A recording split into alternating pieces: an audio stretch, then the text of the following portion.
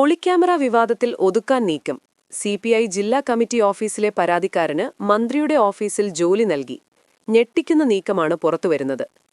നമസ്കാരം, കേരള ഡെയിലി ന്യൂസിലേക്ക് സ്വാഗതം. വിമതർ ഒഴിഞ്ഞതോടെ ആശ്വാസത്തിലാണ് സിപിഎം. എങ്കിലും പാർട്ടിക്കുള്ളിൽ ഭിന്നതയും കൊഴിഞ്ഞുപോക്കും തുടരുകയാണ്. ലീഗിനെതിരെ പറയുന്നത് മലപ്പുറത്തിനും മുസ്ലിം സമുദായത്തിനും എതിരാണെന്ന് പറയാനാകില്ലെന്ന സിപിഎം മലപ്പുറം സെക്രട്ടറിയുടെ വാക്കുകൾ ശ്രദ്ധേയമായി. മുന്നണി മാറ്റ ചർച്ചകൾ നേട്ടമാക്കാൻ സമ്മർദ്ദതന്ത്രങ്ങളുമായി കേരള കോൺഗ്രസ് എം. ജെഡിഎസ് കേരള ഘടകത്തിലെ നീക്കങ്ങൾ ദേവഗൌഡ നിരീക്ഷിച്ചു വരികയാണ്. ശബരിമല തട്ടിപ്പിൽ അന്വേഷണം കോൺഗ്രസ് നേതാവിലേക്കും നീണ്ടു. പുള്ളിമാനുകളെ വേട്ടയാടിയ കേസിൽ കോൺഗ്രസ് നേതാക്കളടക്കം 5 പേർ പിടിയിലായി. വാഗ്ദാനങ്ങൾ കാറ്റിൽ പറത്തിക്കൊണ്ട് DA കുടിശ്ശികയിൽ സർക്കാർ കടകം മറിഞ്ഞു. ശമ്പളത്തിൽ നിന്ന് പിടിച്ച വിഹിതം അടയ്ക്കാത്തതിനാൽ ജീവനക്കാർക്ക് ഇൻഷുറൻസ് പരിരക്ഷ നഷ്ടപ്പെട്ടു. അതേസമയം അഷ്വേർഡ് പെൻഷൻ പദ്ധതി തുടങ്ങാനും പട്ടികവർഗക്കാരുടെ വൈദ്യുതി ബിൽ കുടിശ്ശിക ഏറ്റെടുക്കാനും സർക്കാർ നടപടി തുടങ്ങി.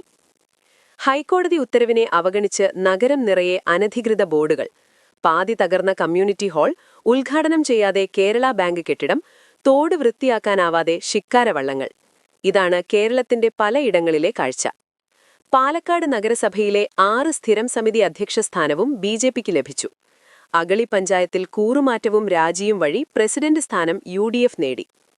തിരുവനന്തപുരം ബാംഗ്ലൂരു വന്ദേ ഭാരത് സ്ലീപ്പർ കോട്ടയം വഴി വരുമോ എന്ന ആകാംക്ഷയിലാണ് യാത്രക്കാർ.